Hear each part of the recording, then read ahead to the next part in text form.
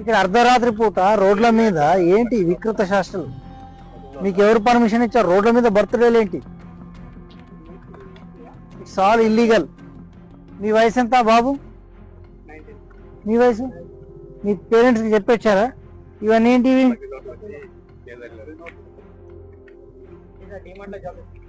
మీరు అర్ధరాత్రి పూట ఈ నిర్మానుష్య ప్రదేశంలో ఇవన్నీ చేయడము చట్టరీత్యా నేరం. వీళ్ళందరి మీద కేసులు బుక్ చేయండి.